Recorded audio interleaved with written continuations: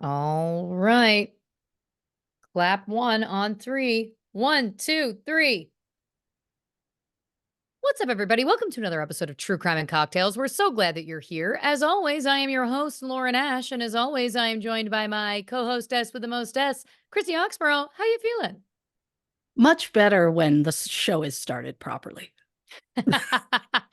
Listen, she's referring to last week's episode where maybe Yeah. she started out by calling everyone bitches, but listen, I think it's charming. I didn't mean it in a negative way, and then I turn around and call myself a bitch. So we're all the same. That's what I'm saying. Oh, yeah. Yeah, it's just the joke is earlier in that day, I had said to my husband, I was like, "Oh, I'm driving the bus." And I even rattled off the opening. And I was like, "See, I've heard it so many times, whatever." And then when there's a ring light, it's different. It's when the light hits you. Yeah, Yeah. And then it's I get suddenly that. like, oh shit, I forget everything. And then as you're saying it there, I'm like, God, it's just second nature to her. Yeah, I actually disassociate sometimes. Like I dissociate completely. Like Yeah. it just it comes out. If I think Sure. about it too hard, that's when I stammer. Oh, I see. Yeah, I got to let my Okay. lizard brain take over, you know what I mean? Oh, I mean, it would make sense. They do claim they're in Hollywood. And if Justin Yes. Bieber's one, clearly they also come from Canada. Thank So you very much. I My also don't know question why is it was this. Canada. Was he born a lizard? Are the lizard people Oh, born lizards and then like shapeshifters? Or is it that you get to a certain level of success and then they recruit you and they like inject you with something and then you have the ability to change into a lizard? Like, are you born oh, a lizard? Are you born into the shape-shifting life? This is my question. You know what I mean? Where it's like mm, there's lots of people, excuse me, lizard people who are born this way and then they're all destined for greatness and so then they yeah. come together. Follow-up question, what about the lizard person who maybe is the black sheep, maybe hasn't really succeeded? Is that a thing? Um, I mean, you're asking the hard-hitting questions that we all want to know. Thank you. Um, I I mean, part of me wants to say that they are born that way and that they're like, I don't know where they're living now, but then they're like creating these people who are going to come out into the world to further, you know, make more lizard people. Mm. I don't know. But then it's like then you're making lizard babies, right? Or you then is it possible it can go both ways? Where there are Are ones that these are created and that's how they right? are, and then they can turn others. Like one of And those it alien face hugger things that oh from sure, and then it aliens. it it, it injects something into you maybe through the mouth Yeah, or up the nose. um it is Hollywood. Another question for a born lizard person, are Yes. they born of a womb or do they hatch out of eggs like a lizard typically would? I mean, I'd like to believe they're like sea turtles and they're just like on the Mm, beaches of California. And when they hatch, instead of going into the sea, they just go to the nearest record company. I don't know. I don't know. well, this I is the other thing, like some Great of question. them are athletes, some of them are actors, some of them are singers. I mean, so I've Right. heard. Oh, you're right.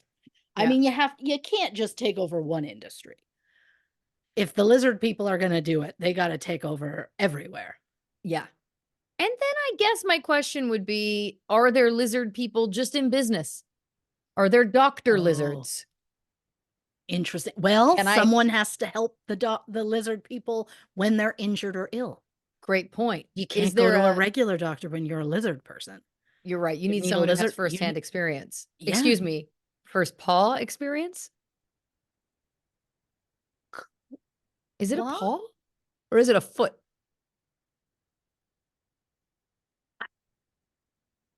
I've never been asked that. I And feel like it's I've been lizard a mother feet. for almost 20 years and I've It's never been gotta asked feel it feels wrong to say a lizard paw. what are lizard feet called? Dragons was not what I asked.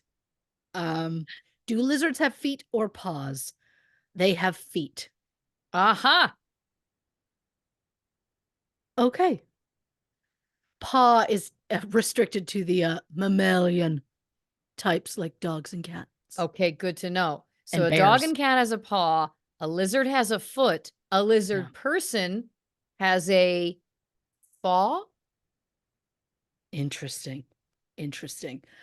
I mean, again, I wish I'd looked up more about lizards prior to this. Is there a list? I can only assume yes, Mhm. somewhere on the internet Yeah. where people have listed like who they believe are the lizard people, or am I to just assume they believe it's like anybody that's like top tier, like we're talking LeBron James, we're talking uh Nicole Kidman. I love that these are the top tier celebrities. I'm aging myself. I almost said Michael Jordan first and then Of course.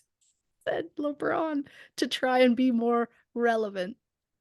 Well, listen, I'm trying to find a list here. Yeah, There's something called the Lizard People Conspiracy. That's on YouTube. It lists Taylor Swift, Judge Judy, and Her Majesty the Queen. sure. I like that Judge Judy. I love that they're like, that's what we need to, that's where we need to get our lizard people. Well, then, see, this is one of the questions. Um, this is one of the questions that we have, right? Which is like, Yeah, what are the layers to this? Taylor Swift, arguably one of the biggest stars in the world, certainly currently. yeah. I get that, Oh, you yeah. know. I get that they would, but again, it's like Judge Judy, and I mean, no shade to Judge Judith Sheindlin. Thank you so much. And however, Yeah, is she of the level of some of these other alleged lizard people? I mean, that's a no. Like that's just I mean, that's not again, I'm not saying she doesn't have a great career. She does. She absolutely does. sure.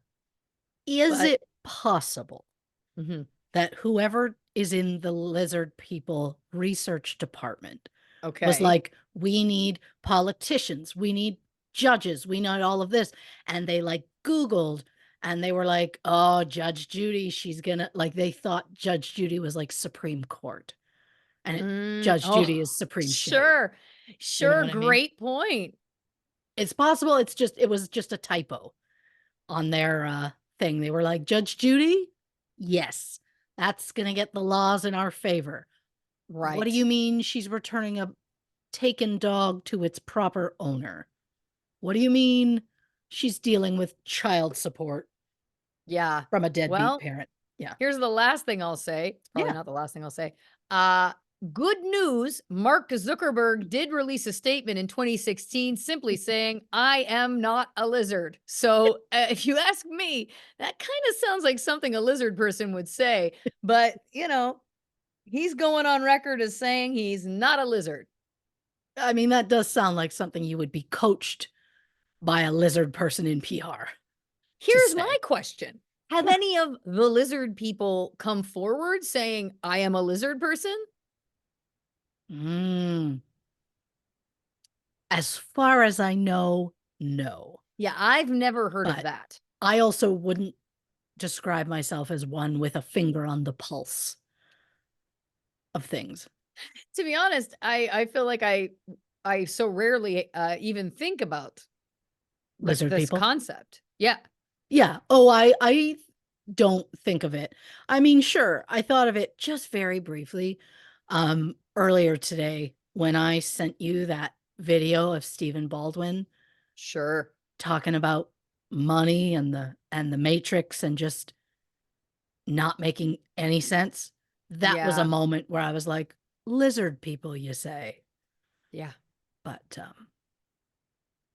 Yeah, I yeah, I mean, don't often think of them. no, it doesn't come to mind. Now, I know some people are thinking, "That sounds like something a lizard person would say," but, we're coming out here first letting you know, folks, we've got a no lizard guarantee. Oh, 100%. Yeah. I'm not gonna want to bug you about a shirt. We got true crime and cocktails, a no lizard guarantee. Um, it's just if I was born a lizard, I'd like to think I would proudly be like, I am a lizard person. Yeah, same. If I was turned, I mean, it depends on how they turn you. Because again, all I envision are those face huggers from Alien, and those freak me out so hard that no, I, I I'm not going to go anywhere where a lizard person is in case they tried to turn me. How would I know? I don't know. Mm. Becoming a shut-in, I guess, is what I'm saying. Yeah, For if safety. the face huggers were like, if that was a part of it and that was real, Yeah. yeah, I get that. I mean, I don't wanna leave the house most of the time just because of spiders. Oh, I get that. Have you heard that there's these, like, new big ones that are supposed to be, like, falling from the sky in New York? This is a real thing. This isn't like the What? lizard people. Yeah, hold on. New How are they York falling from the sky? spiders from the sky. Let's see if this comes up. Oh I my should have sent god. well, I shouldn't have Don't sent this make to you. me fear the Okay. sky. The Too Joro late. spider. This is this year. A giant yellow and blue-black flying spider. New York City and New Jersey might have a new resident. I'm I trying to see if I can find a photo. Oh my Oh. god. Is it next to something so we can reference the size, or it's I'm just a looking photo for of it by more. itself? Of course. I'm looking for more. Is this gonna be another thing where I tell you it looks like cake? It might be. It Okay. might be. Okay, hold on. They're light enough to parachute through the air, traveling with the speed of Oh. wind, giving the illusion they're flying through a process of, quote, ballooning. Ballooning is when the spiders make silk webs that act as a parachute and lift them into the atmosphere, carrying them up into the air. Hmm. They've also been known to hitchhike on cars. Hmm. This is not okay. They're not, sorry, they are venomous, but not dangerous. The bites are not deadly. Well, thank God.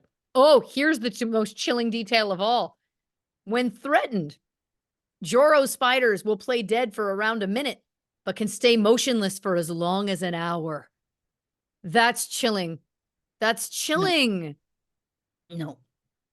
Oh, no.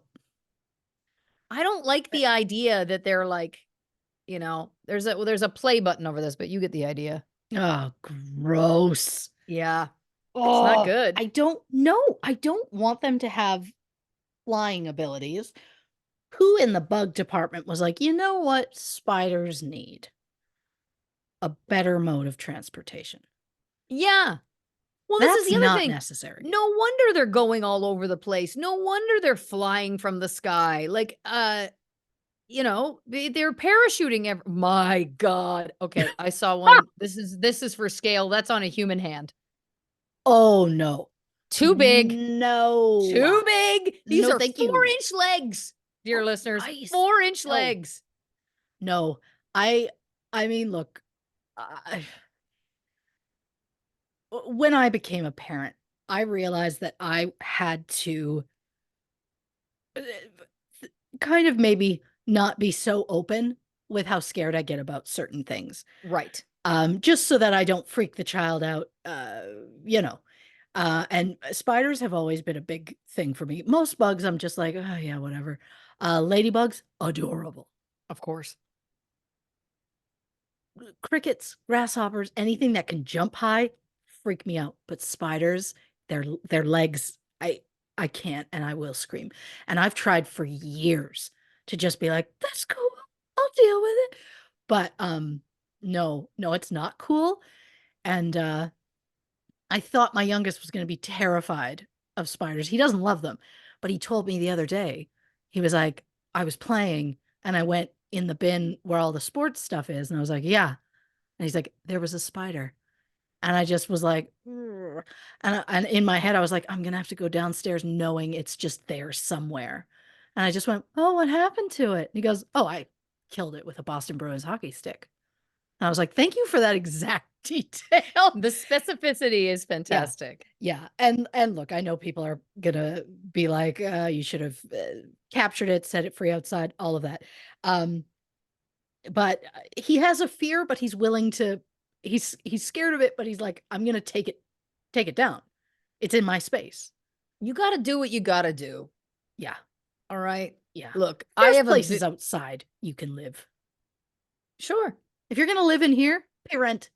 Yeah, Scumbag. exactly. I have a vivid memory as a child. I was maybe 3 or 4, and it was at Mm, grandma and grandpa's house, and I was laying on the floor watching TV, kinda like on my back, mhm. right? Like looking up at the TV.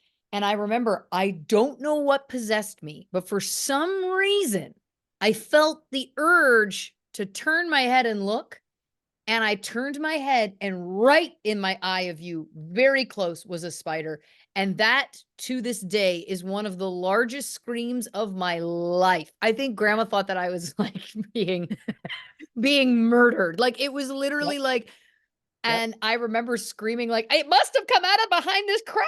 Like there was like a little crack Of course. where the fireplace met the wall, and I remember like Oh, I yeah. was hysterical. And I remember our grandfather like on his hands and knees like stuffing some sort of like rag into this crack being like, Mhm. "It's okay. We're stuffing the crack." I also had no proof that the spider came from there. It was Of very close to me. course, But ever of since then, course. yeah, I'm out. I'm out on the I I'm get out on it. the 8 legs. You know what I I mean? get I'm it. done. I can't honestly even tell you when it no, that's a lie. That's a lie. Arachnophobia. Someone took this young chucklehead to see Arachnophobia in the No. theater when I Yep. was too young. I Yep. couldn't tell you what year it came out. Late 80s, I think? I don't know. The point is, I like I still remember a couple and this I mean, the movie's 40 some almost 40 some years old. Don't consider this a spoiler, it is what it is. But there's an elderly couple sitting on a couch, and I think they're dead, and they both have their hands in, like, a bowl of popcorn, and a spider crawls across Yep. the popcorn, and Yep. I'm holding popcorn, I put it down and went, "I'm never touching popcorn again," which I was a lie to myself. I've touched it literally thousands of times since. But, that scared me so hard, and I'm gonna tell you this. Weeks ago, I'm sure I told you when this actually happened, but at some point, I had a dream that there was, like, a spider in my room, and I woke up thinking the spider was there, and I was so freaked out. Thought nothing of it. The next morning, I'm, pulling the sheets up, putting my pajamas on the bed, getting dressed, turn around, and I watch a spider crawl up from the side of my bed and crawl across my pillow. I fucking screamed. Mhm. I was like, "That's the spider that my dream foretold." Yep. And I just can't there's something about the legs. They're an abomination. The I way they can't move is not natural. It's not natural. And look, I'll I get don't heat for like this. it. I love all living things except one, Sure. and that one is spiders. Oh, yeah. And I'll add ticks to that because 'cause they're basically like smaller legged spiders, Sure. but it's the spiders, it's the legs that they're not just legs, like, they have so many joints to them, Yep. and they just I can't. I was gonna even with my hand do, like, a little crawl across, Don't and do it. I don't wanna see it. I don't wanna see it. I know, that's why I stopped myself. It's just yeah, I don't like it, and now my skin feels Yeah, weird, we gotta and stop talking about it. The last thing I'm gonna say is yeah. Arachnophobia came out in 1990. That's it. Okay. Oh, and And in the folks, summer, so I would have only been 8. yeah. I would not let my 8-year-old watch Arachnophobia. Who's sending me to a fucking theater? If I may, it's also wildly different to sit Yeah. in a theater watching a massive screen when it's so much louder and dark than it is in your own home. Case in point, Jurassic Park, one of my favorite movies of all time. I have a Jurassic Park wallet. I was literally wearing a Jurassic Park shirt earlier today, prior to this record. I have a Jurassic Park bag, which is currently at your house. And then I realized I was like, oh, I need a bag for something. That'll be the perfect size. It's at your house because most of my stuff is. Um, and the point is, I'm obsessed with Jurassic Park. When it came out for, I think it's 30th anniversary, 25th anniversary, something like that. I can't remember. They brought it to the theater. in 3D. And I was like, I hadn't seen it. Like, I saw it in the theater when it first came out in like 93. So I was like, my husband and I were like, fuck it. We're absolutely going to go. This is going to be the best. To tell you that the second Dinosaurs came out, which, if you've seen the movie, is pretty early. I watched my feet the rest of the movie. And anytime the T-Rex made a sound, I had to plug my ears because I was so terrified. It's also because it was in 3D that I was freaked out. But that T-Rex noise scared me so bad. And I just stared at the ground and occasionally would plug my ears. And my husband's like, this is like her favorite movie. What the fuck is she doing? And then afterwards, I was like, I'm going to be honest, I was terrified. And he's like, are you kidding me? I was, there's something different about watching it on such a massive screen and such a loud pitch. It's just, it was a nightmare. It was a nightmare for me. Well, listen, Yeah. I'm so sorry. No one saw It that is. coming. No, look, Um, did I look when Jeff Goldblum was on screen heaving his mighty chest? Of course. yeah. I'm a woman. Oh, I think more than women enjoy Jeff Goldblum. So I we think, all yeah, agree. he's I, universal for sure. Now listen, I just said no one saw that coming, which is very close to the title of this episode. No one saw a thing. Before we get into it, what you great drinking call. over there? You got something going? I do. Again, I'm still living in a weird world of heat. And so I've got a water to hydrate, always important. And then I've got a little strawberry lemonade from Wendy's because I feel like that is the ultimate thirst quencher. Yeah. However, I worried they put so much ice in it, but I fucking love that. But I worried it would be too much clinky clink on the sound, and I didn't want to upset anybody. So I did pour half of it into a classic Christy Frosty mug. And then at the break, I'll go get the other half that's hopefully not going to get knocked over by someone in my home. Listen, I love to see this for you. I've got a Kirkland, a signature Kirkland signature sparkling water again. Hey, But that's also because I've got things to do after this record. And I know what you're you thinking. do. It's nighttime, Lauren. You have things to do at night. I do. I do. Work stuff. Doesn't matter. Listen, we're discussing, of course, the documentary No One Saw Thing. I don't know anything about this case, so let me give you a little Hey, brief synopsis about it right now. In 1981, in the small town of Skidmore, Missouri, Ken McElroy was shot to death in broad daylight. And since Ken was considered the town bully, no one was willing to name the shooter, despite there being dozens of witnesses to his murder. In this episode, Christy will deep dive the case of Ken McElroy and the documentary No One Saw a Thing, which is based on the town of Skidmore. How has the small town been able to keep the identity of the shooter a secret for more than 40 years? Is there ever a case when vigilante justice is the answer? And if Ken was the only problem in town, then why did the violence continue long after his death? Christy Oxborrow investigates. now I'm going to say right out the gate, Please. this particular documentary was recommended to me years ago Right. by my dear friend Matthew. And I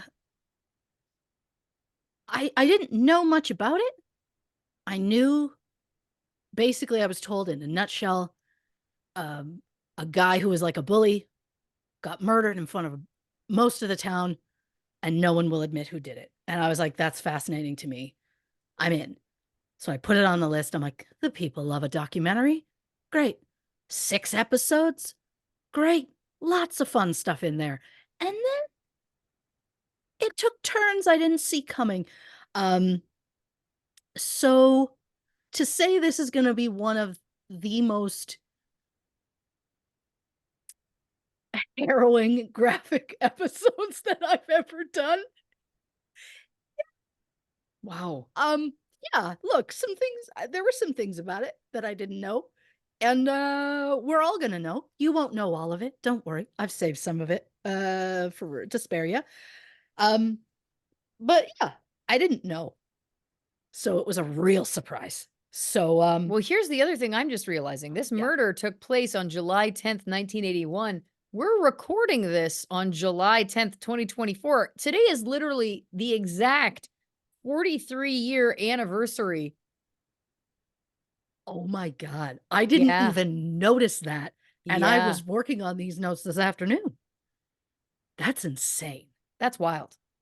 I mean, we've had ones where we were close, Not this but I close. don't think we've ever had one that was spot on the day. No. Well, that's wild. Well, I mean, that's a fun thing. What's not fun is this heavy disclaimer gonna have to give you. Get into it. And it's not going to be the only trigger warning you're going to get throughout this episode because some of the Jesus. things, yeah, again, I'm so sorry. But again, we're not going to belabor. We're going to get in. We're going to get out. Let's do it. So, disclaimer, this episode will contain mentions of intimate partner violence, rape, child sexual assault, suicide, animal death, and graphic descriptions of violence. Oh my God. All right. So, trigger warning for those who need it.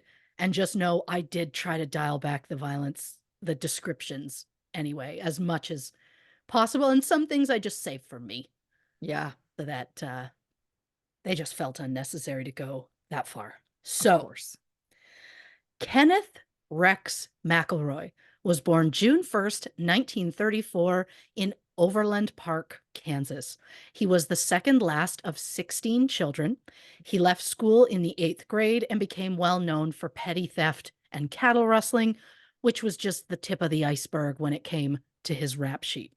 Ken had 37 arrests for felony crimes, including theft, assault, cattle rustling, and arson. But of those 37 arrests, Ken was never convicted. In the 1960s, Ken moved to Skidmore, Missouri, where he married 3 times and had at least 12 children, Whoa. although some sources say the number of children is more likely 16 to 19. Yeah. Now, to the case that specifically was what I thought the Soul documentary was about. Rude Awakening. It wasn't. So the documentary was called No One Saw a Thing. It stated that around 2 p.m. on July 10th, 1981, Ken and his wife Trina stopped in at the tavern in Skidmore called D&G. When they entered, the patrons made it known Ken was absolutely not welcome, and he was told to not only leave the building, but to leave town. When Ken and Trina returned to their truck, the tavern patrons followed them outside, surrounded the vehicle, and suddenly multiple gunshots were fired at the truck, and Ken was killed. Trina, thankfully, was unharmed. Despite there being nearly 50 witnesses to the crime, no one has ever come forward to say who the shooter was. Everyone just left the scene and went back to whatever they were previously doing, as though a man had not just been shot. No one called an ambulance, and despite a lengthy police investigation as of this record, Ken's case remains unsolved.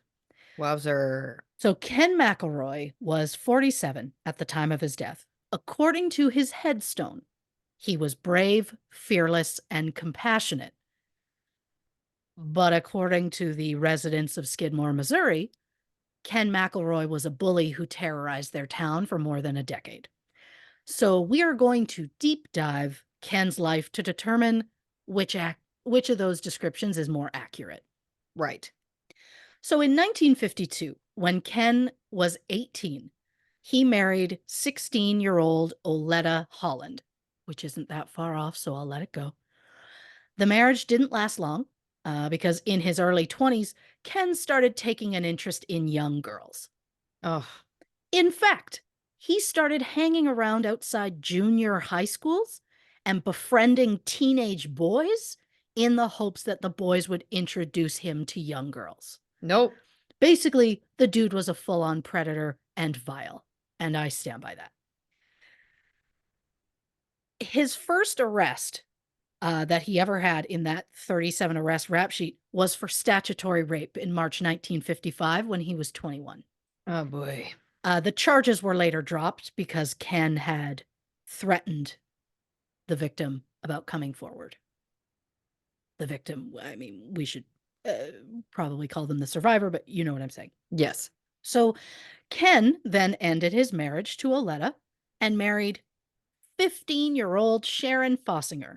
Nope. According to crimelibrary.org, when Sharon became pregnant, Ken started going after a 13-year-old girl named Sally. Jesus. But when Sally wasn't interested in sex because, she was a child, Ken physically assaulted her and threatened to kill her father. So, Jesus. believing she had no choice, Sally moved in with Ken and Sharon. He tended to have multiple women living as his wives at a time. Oh So, boy. that's something to keep in mind. Over the next few years, Ken would have 7 children with Sally and Sharon. Sally gave birth in 1961, 63, and 64. Sharon gave birth in 1961, 63, 64, and 65. In late 1964, when both Sally and Sharon were expecting, Ken started going after a 15-year-old girl named Alice. The fact that he was 30 at the time means not only was it gross, but it was also illegal. And just when you think he can't get any worse, he up and left Sally and Sharon and all 7 of those children to move in with Alice. Wow. But of course, one woman at a time wasn't enough, so soon Ken started preying upon a teenager named Marcia. And to be clear, not only was this man a pedophile, he was also being physically abusive to all of these women. Then in 1969, when Ken was about 35, he started stalking a 12-year-old girl named Trina McLeod. Oh my God. He immediately became obsessed with her, and he even paid a boy her age to pretend to take her on dates. So the boy would pick Trina up at her home and take the girl to Ken, where he would sexually assault her, and then the boy would walk her back home so the family would think she was on this date with this boy her own age. Good Lord. Ken also would wait outside her school for her, and the school admitted they heard rumors about Ken and him going after some of their students, but they just didn't do anything about it. When Ken brought Trina to live with him, Alice and Marcia were kind of pissed about it, but then Ken physically assaulted them until they no longer questioned what he did. In February 1974, Trina gave birth to Ken's 8th child, and just 2 weeks later, Trina and Alice grabbed their children and ran to Trina's parents' house. Ken tracked them down, forced them back home at gunpoint.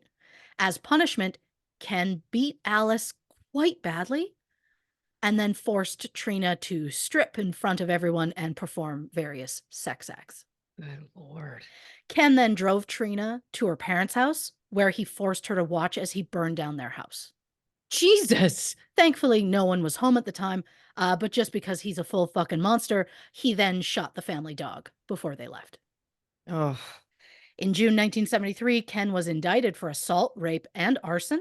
He was eventually released on bail, where he hired a lawyer named Richard McFadden, who told Ken the charges would be difficult to beat because Trina, being the survivor in this particular case, could easily testify against him. But while this is going on, Trina and her baby were sent to live with a foster family to be safe. Well, Ken found out where she lived and stalked the family and threatened to harm the family's daughter if Trina was not returned to him. The prosecution was able to add an additional 8 felony molestation charges to Ken's case. But before you get any sort of hint that justice might get served, Ken was not only a monster, but he was also a really smart guy. So he quickly realized if he married Trina, who, was the victim survivor in the case, then legally she couldn't testify against him. So Ken's lawyer arranged a quick divorce for Ken from Sharon, they were still legally married, even though they hadn't lived together for years.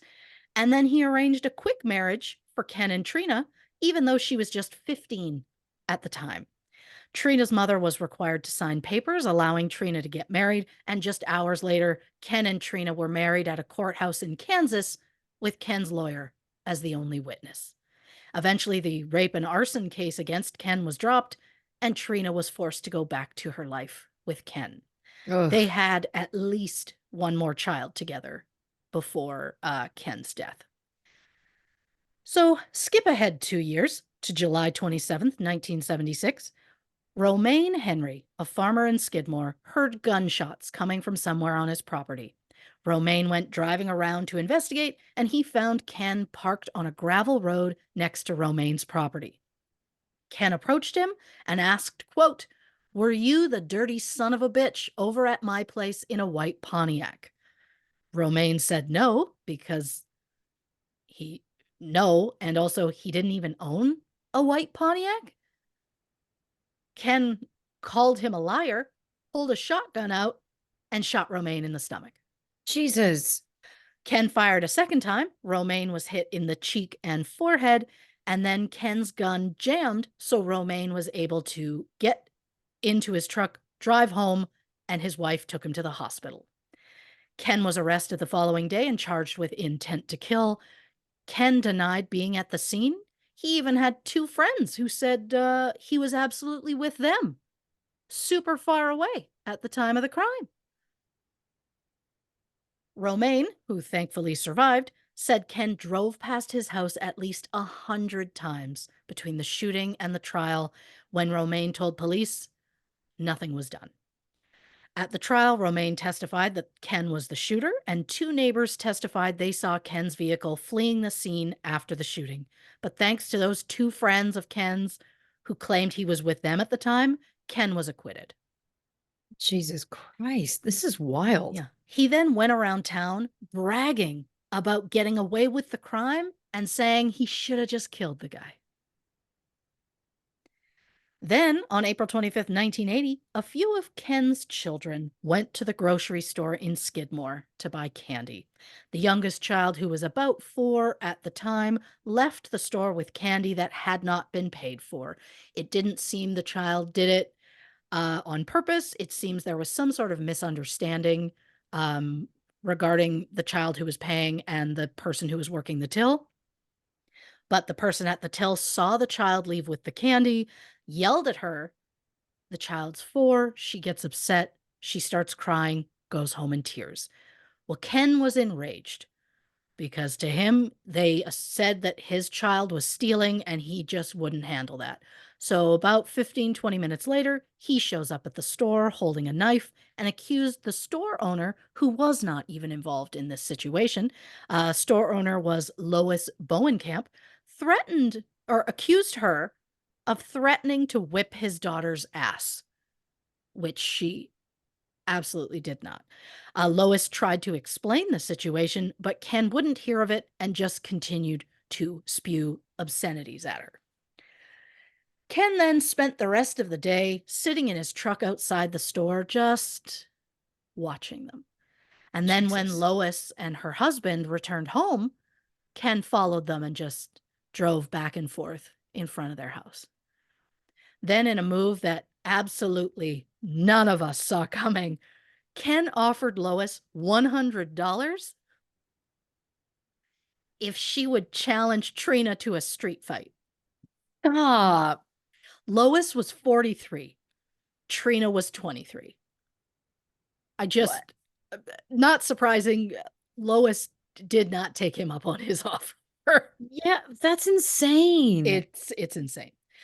Ken then kept showing up at the Bowenkamp home, just standing there watching them. When Lois and her husband contacted the police, they said there was nothing they could do.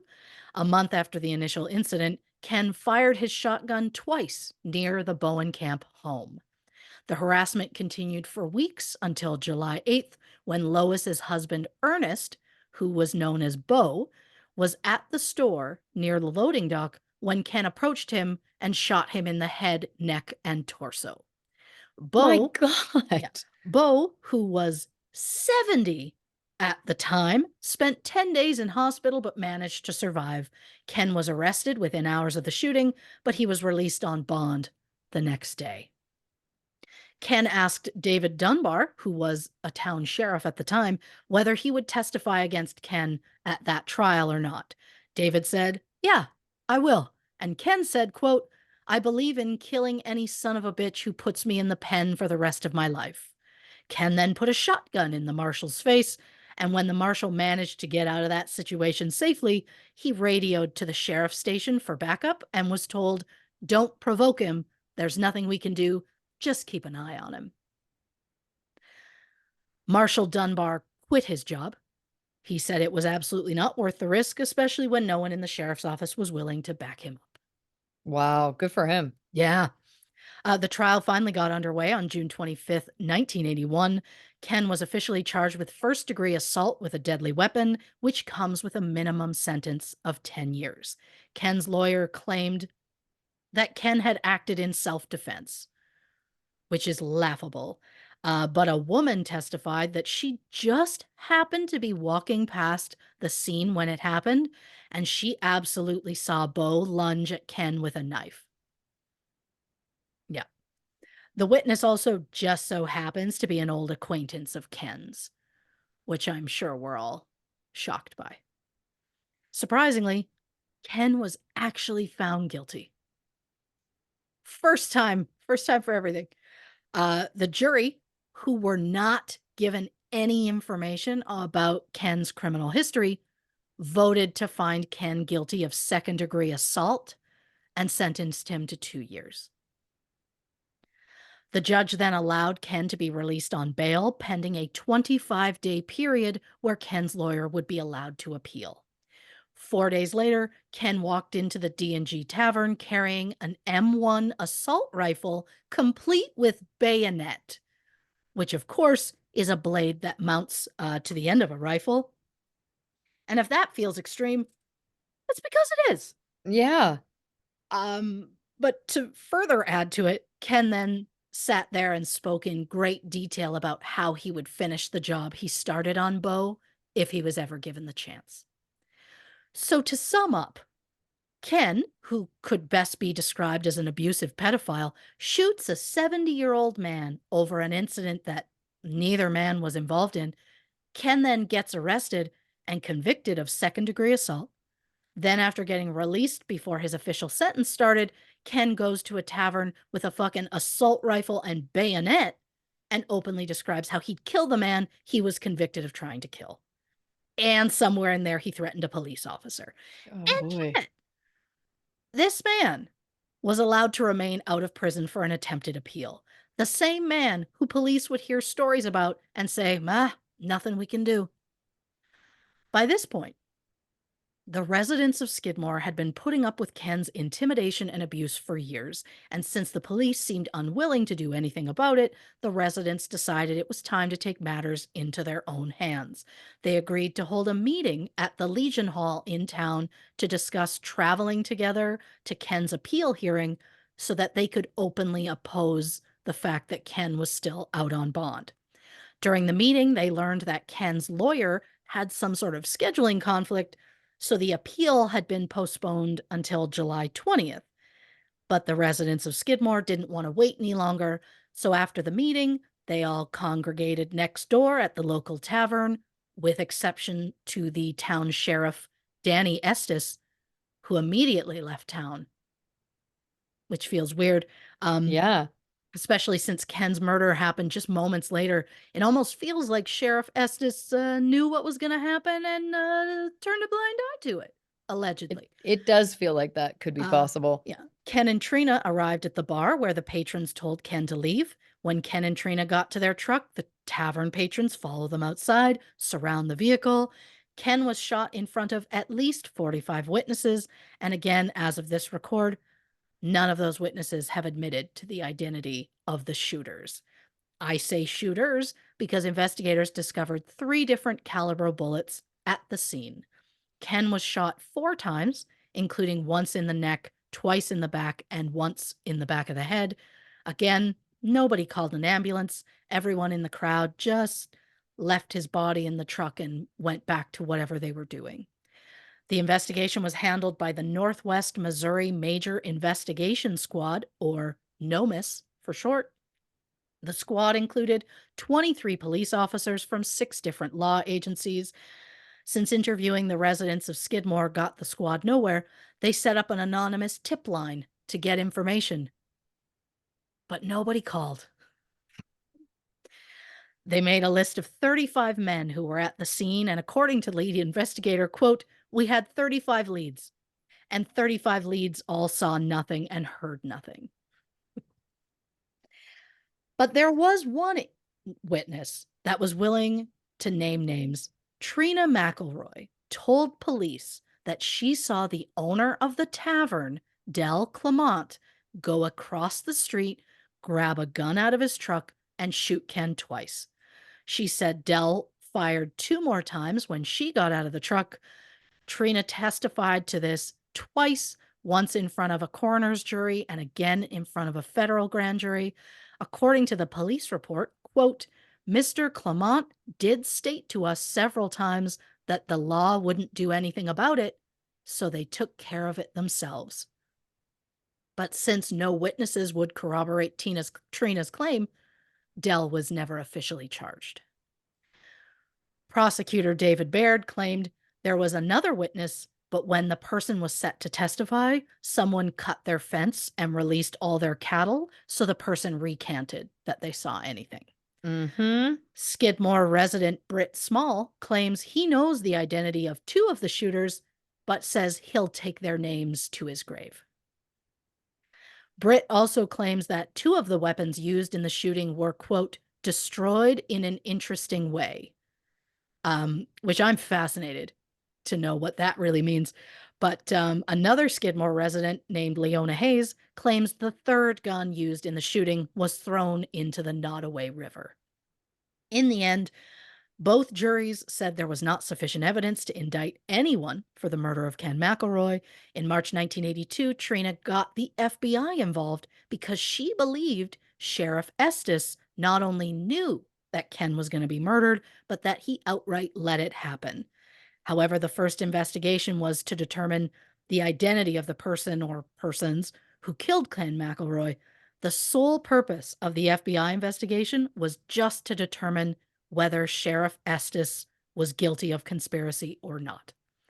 So their investigation, they just weren't interested in who the shooters may have been.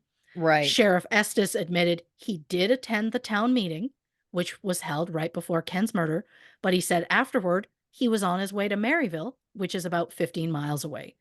The sheriff said he was about halfway there when he got a call on his radio about the shooting, so he turned around and headed back to Skidmore. Now, there was a woman who claimed that she saw the entire shooting from her home, and she said that she saw Sheriff Estes on a roof across the street from the tavern, and she said he was the first person to fire a gun. When this was mentioned to Sheriff Estes, he said, quote, "If I was gonna shoot that son of a bitch, I would have got him pissing off his front porch at 7 o'clock in the morning, and I would have been long way away, and no one would have known about it." The investigation determined there was not enough evidence to claim that Sheriff Estes was involved in Ken McElroy's death. However, throughout the investigation, the FBI located 3 witnesses whose names were given to the prosecutor. The names of those witnesses have never been released, and it just kind of feels like nothing ever happened to that list of people. They never came forward, something like that. Right. Trina McElroy filed a $5 million wrongful death suit against Sheriff Estes, Del Clement, the mayor of Skidmore, and the entire town of Skidmore as a whole. The suit was later settled out of court for $17,600, which is equivalent to about $61,000 in 2024. As of this record, Ken McElroy's murder remains unsolved, and according to the residents of Skidmore, justice was served. One resident said, quote, "Sometimes violence is necessary, and in Skidmore, we just had a bad guy." But if that's true, then why did the violence in Skidmore continue long after Ken's death? Now listen, I'm blown away. This is here's what it is. You said in the beginning in the synopsis, it was like, "Oh, he was a bully. The town didn't like him." And Yep. I thought, quite Yep. honestly, how bad could it be? But I'd say literally in a small town, just continually preying on children, and then assaulting them, getting them pregnant, etc., and then also shooting people and getting away with it. I look, I'm not justifying any of the actions at all. Mhm. Obviously, it's wrong to kill somebody, um, eh, regardless, but I think the context is helpful for me to go, "Well, they were pushed." I'm not defending it, but Yep. I just was like, "What how bad could it be?" And the answer is pretty bad. He burned down a Oh. house, he killed a dog, he shot humans, he, Mhm. was a open pedophile. Yeah. Again, like, I just, well, Yeah. I guess what I'm saying is, how much worse can this episode get? And what I'm hearing is a lot worse, actually. Oh, So let's grab a yeah. drink, hit the can, and we'll be back to see just how bad it can get on the No One Saw a Thing episode of True Crime and Cocktails. Right, clap two on three. One, two, three. Welcome back to this episode of True Crime and Cocktails. We're, of course, discussing the No One Saw a Thing documentary. Before the break, I was having my brain melt thinking about how this man has a string of crimes that Mhm. there's nothing to shake a stick at. Yeah. Where do we go from here? Well, I'm gonna talk very briefly, specifically about Skidmore. It is a small farming town in Nottoway County in northwest Missouri. And when I say small, I mean at its height, Skidmore had a population of 561. Okay. But that was back in 1900, and the number has like slowly been declining since then. In 1981, when Ken McElroy was murdered, there were 440 residents.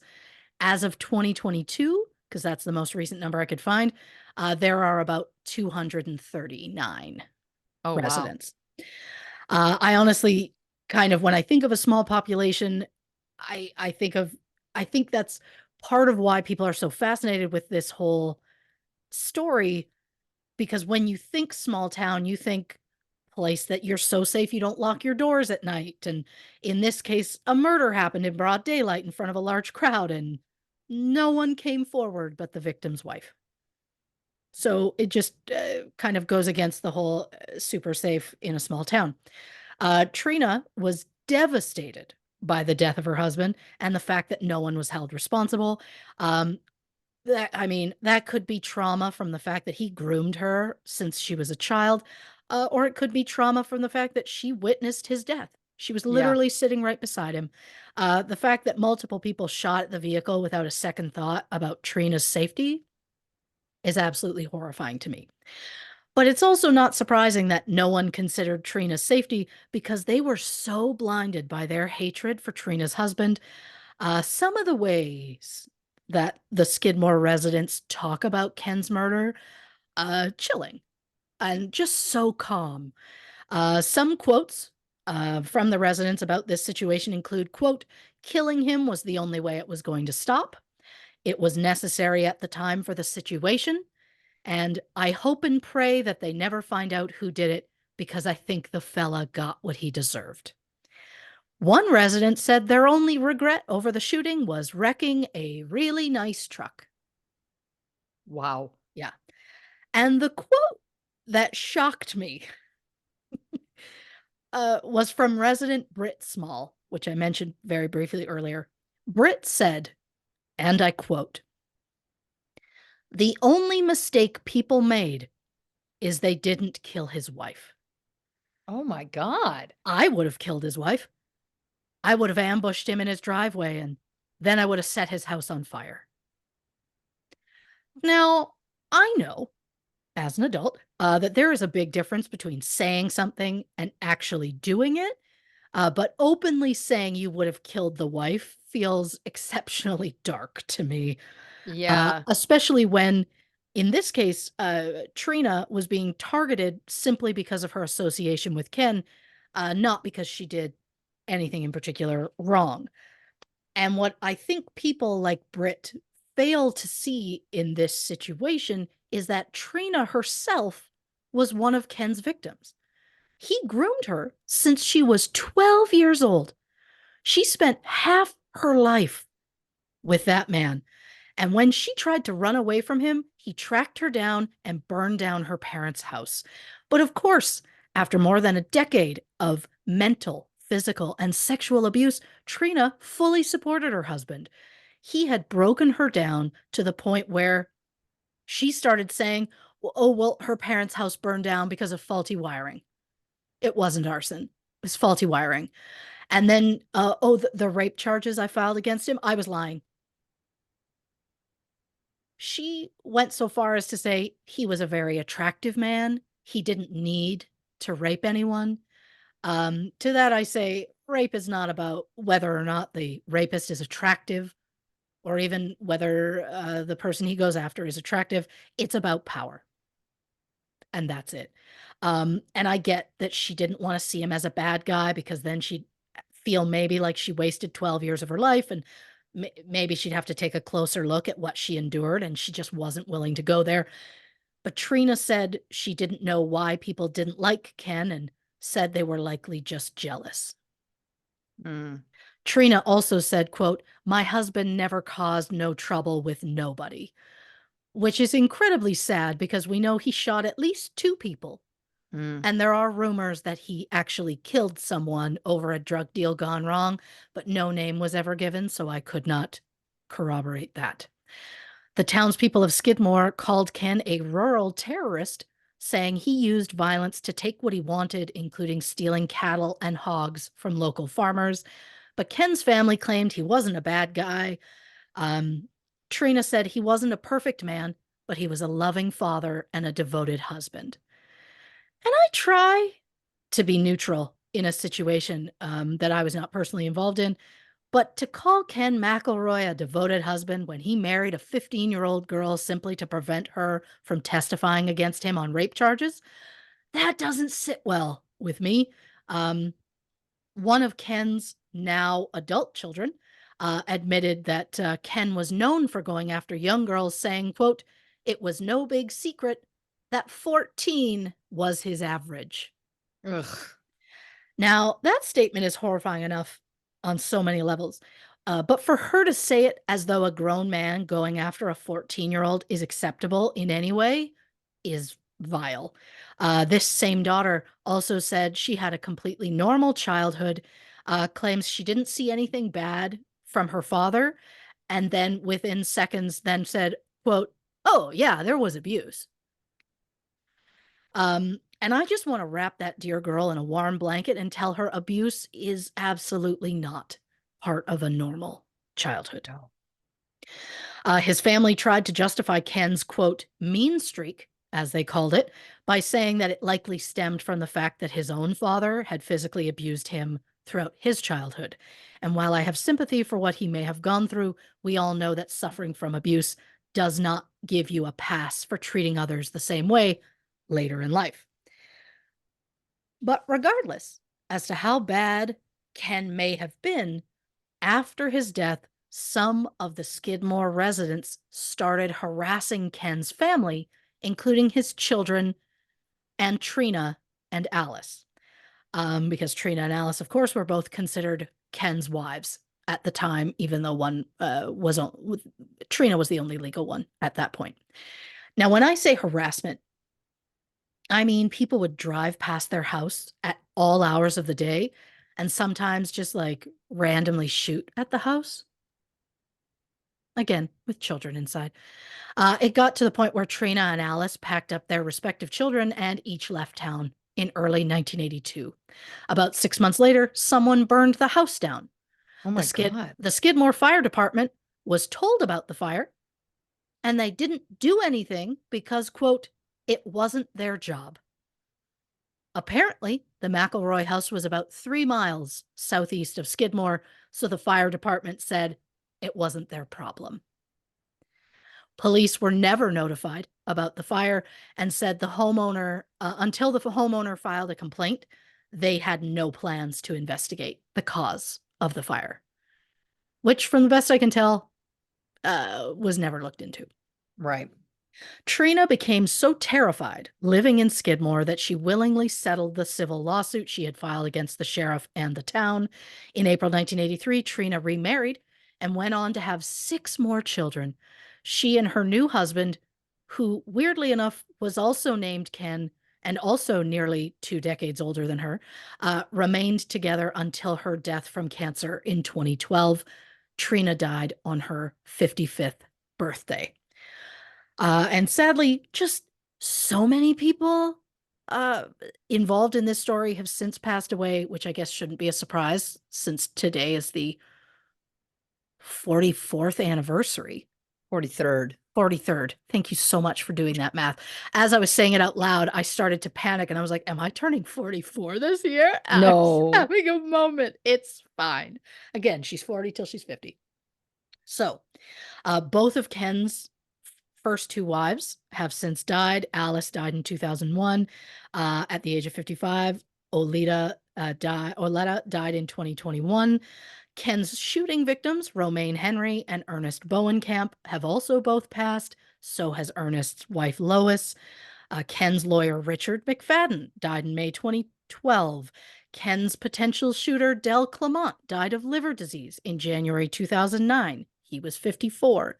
Sheriff Danny Estes died in January 2017 at the age of 69. Resident Britt Small, coming up again, has since said that all three shooters are now dead. He still will, of course, not name names.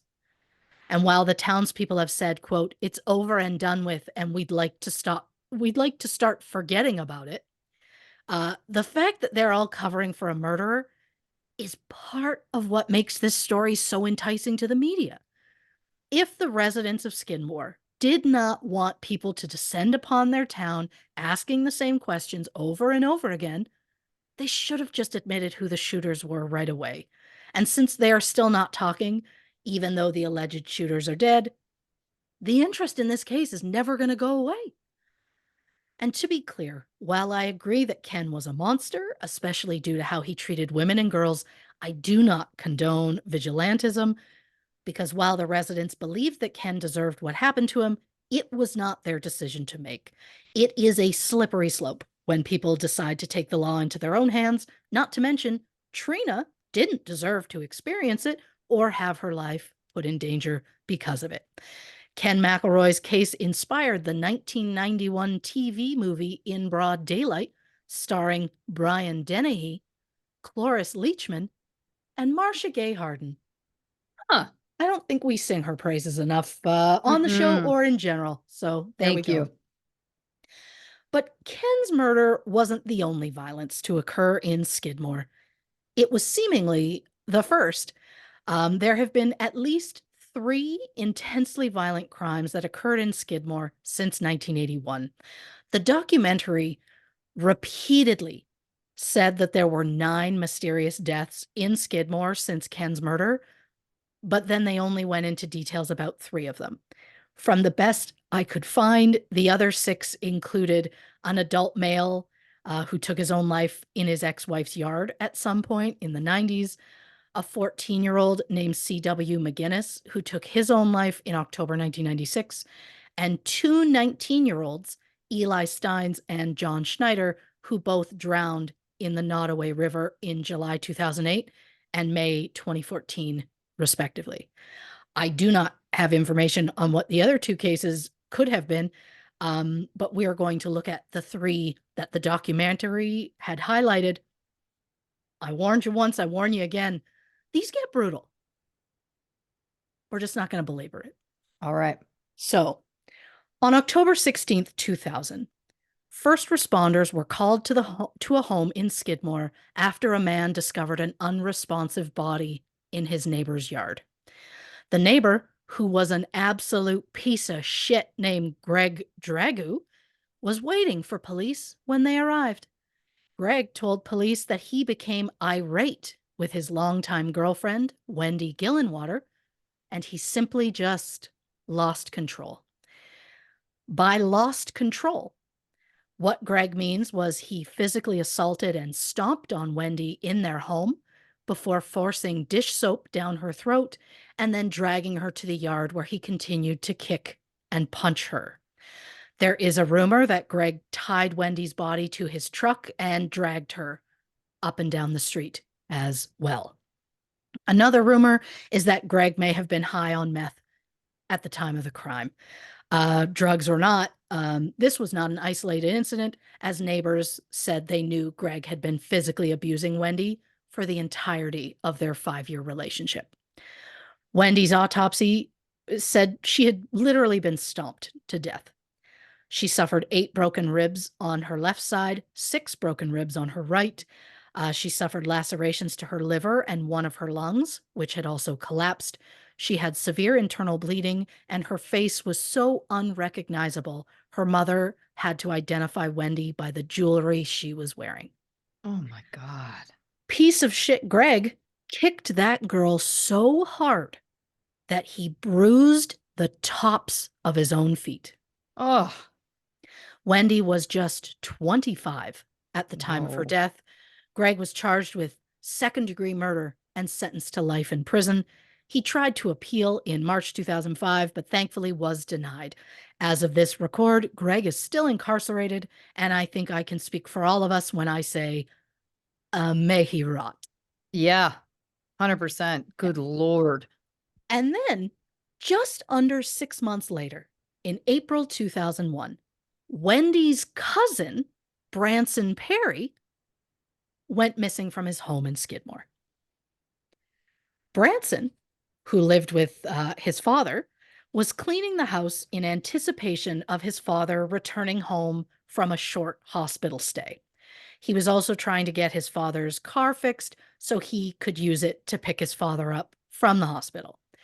So on April 11th, 2001, Branson and his friend Gina were cleaning the house while 2 friends of Branson's were outside fixing the car's alternator. Around 3 p.m., Branson went to put some jumper cables in the shed a few yards from the house, and then he just vanished.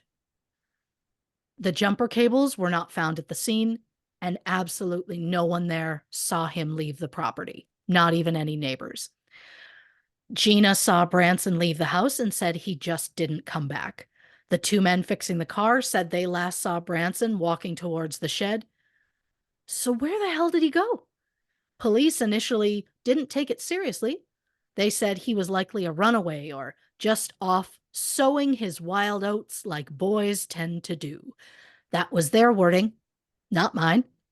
But Branson's family pointed out if he was going to leave, why would he leave his vehicle, his wallet, his clothing, and all of his possessions behind? 2 weeks later, those jumper cables mysteriously appeared in the shed. Investigators said those jumper cables had not been in the shed or anywhere on that property since Branson's disappearance. Branson Perry has not been seen or heard from since that day. He was just 20 years old at the time of his disappearance. That's wild. Rumors circulated in Skidmore that Branson's disappearance was due to some drug debts, saying he may have angered a local drug dealer. Of course, we don't know whether that's true. We do know at that time there was a very active drug culture in Nottoway County. Meth seemed to be the drug of choice at the time. Branson's father said that 2 weeks before the disappearance, Branson was drugged and sexually assaulted by their 20-year-old neighbor, Jason Bierman. Jason denies the claim, denies any involvement or any knowledge of Branson's disappearance. Police were never able to get any evidence linking Jason to the crime, so he was never charged. Jason was later suspected of being part of a crystal meth smuggling ring. He was arrested, escaped, arrested again in June 2016. I do not know his current whereabouts. There were also rumors that a man in town had killed Branson and fed his body to some hogs. Again, no names were given. Any searches revealed nothing. But in April 2003, 2 years after Branson's disappearance, police finally got a break in the case when they discovered disturbing messages on a computer belonging to Jack Wayne Rogers, a 58-year-old minister from Fulton, Missouri. Fulton is about 250 miles southeast of Skidmore. Rogers had apparently been in chat rooms telling people that he had driven to Skidmore, where he abducted a blonde-haired boy who was hitchhiking. Branson, of course, was a blonde-haired boy. And I apologize, but this is graphic. So if you need to, skip ahead, do what you need to do. Rogers then gave graphic detail about picking up a hitchhiker, drugging, raping, and torturing him, which included cutting off the hitchhiker's penis and eating it in front of him. Wow. When the person Rogers was chatting with asked if the boy screamed, Rogers said, quote, "It screamed nicely. And now none of us will ever sleep again, having heard that." I just want to confirm, you said that man was a minister? Mm-hmm. Yep. Great. Yep. Yeah. It's going to haunt my nightmares. Yeah. Yeah. I'm so sorry. It gets worse. No. I'm so sorry. It gets worse. When I police, have to laugh, folks. Sorry. Yeah. I'm like Chandler Bing. I laugh when I get uncomfortable. Keep going. Same. Again, I said it once before. I'll say it again. I laugh when I'm uncomfortable. I laugh when I'm funny. I laugh when someone else is funny. I laugh a lot.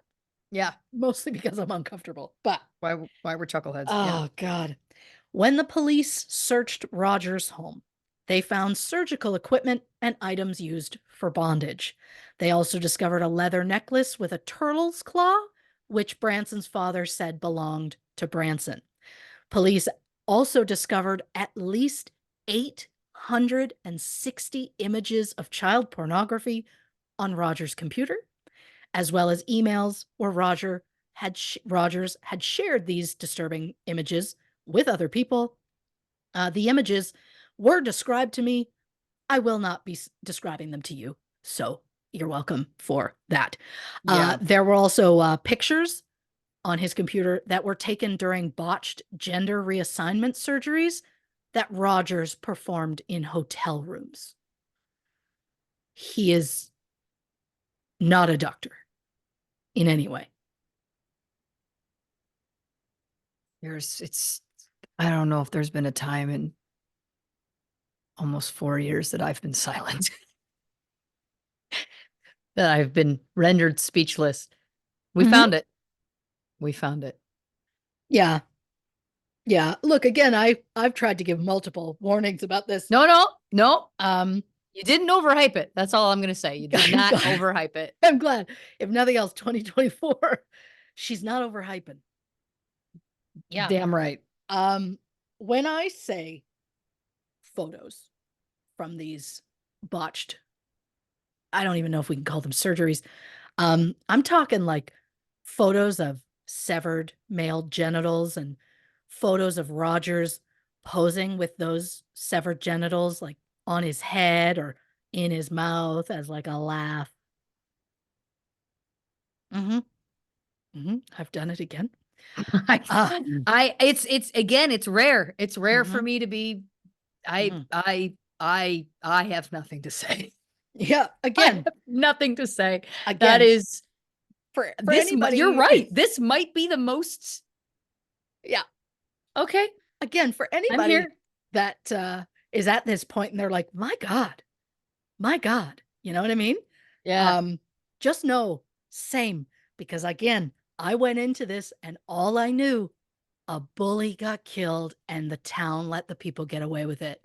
And I was so fascinated. And this happened. We're not done. Oh, look here. I'm here. We're in it together. We're in this together. Here we go. Yep. I'm ready. Yep. There were also numerous internet chats where Rogers bragged about torturing and mutilating children. Rogers was charged with 2 counts of possessing child pornography, 5 counts of distributing child pornography, and 3 counts of distributing obscene materials. Rogers denied any involvement in Branson's disappearance, claiming his online chats were simply a fantasy he made up after learning about Branson's disappearance. When it was determined the necklace found in his home was not Branson's, police had no evidence to tie Rogers to the crime. Police have since stated they are 99% sure Rogers was not involved in Branson's case. But we absolutely know things he was involved in, and he was sentenced to 30 years for all of the obscene and child pornography stuff. And when one of his victims came forward, Rogers was sentenced to an additional 17 years for first degree assault and another 7 for practicing medicine without a license. In July 2009, police received a tip that Branson might be buried in a certain field. Multiple people said the same thing. They came in, they showed the very same spot on a map, all separately. So investigators brought 10 cadaver dogs to the scene, and 9 out of those 10 dogs hit on the exact same spot. They dug it up. There was nothing. But the police said the soil in that spot was very clearly different than everything around it. So they believe Branson was buried there, but the person got tipped off and had since moved the body to another location. There was a house on that property where they were digging, but it mysteriously burned down before police were able to search it. As of this record, Branson Perry's remains have not been found. Branson's family desperately want answers. As a last resort, they even consulted a psychic. Unfortunately, that didn't get them what they were looking for. Sadly, both of Branson's parents have since passed away without learning the truth about their son. His father, Bob Perry, passed away in March 2004 at the age of 49. His obituary listed Branson as a surviving relative. But when Branson's mother, Rebecca Kleino, passed in February 2021 at the age of 52, her obituary listed Branson as having predeceased her. And while both parents wanted to believe Branson would eventually come home, I think Rebecca's obituary is different because when she was on her deathbed, she was visited by Skidmore Sheriff Ben Espy, who privately told Rebecca everything he knew about the case, everything he believed that happened to her son, and gave her the names of people that he believed were involved. Sheriff Espy himself died in November 2021 at the age of Wow. 68.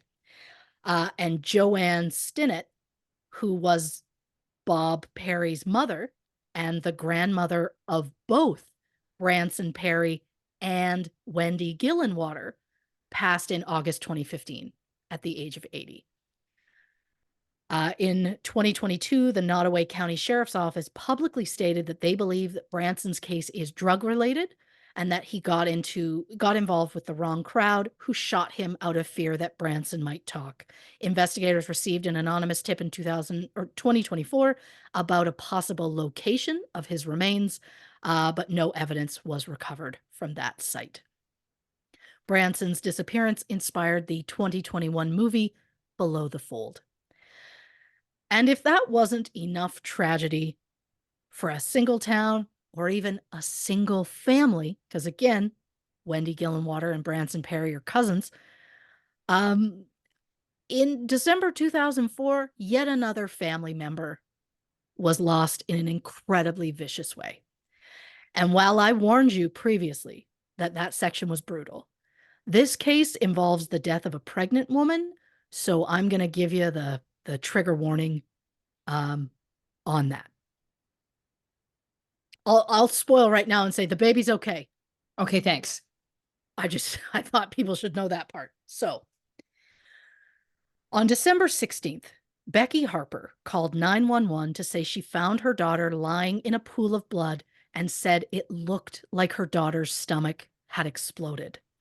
Sheriff Espy arrived on scene first and found Becky performing CPR. He took over until the ambulance arrived, but by then it was too late. 23-year-old Bobby Jo Stinnett was pronounced dead.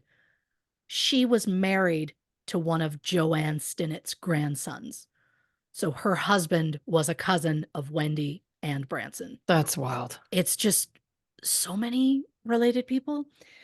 Bobby Jo was flat on her back in a pool of blood in her living room. There was blood everywhere, including the floors throughout the house, on the front doorknob. Bobby Jo had ligature marks around her neck. The coroner believes she had been strangled at least 3 separate times. Bobby Jo was 8 months pregnant at the time of her death, but the sheriff was quick to realize the baby had been cut from Bobby Jo's womb.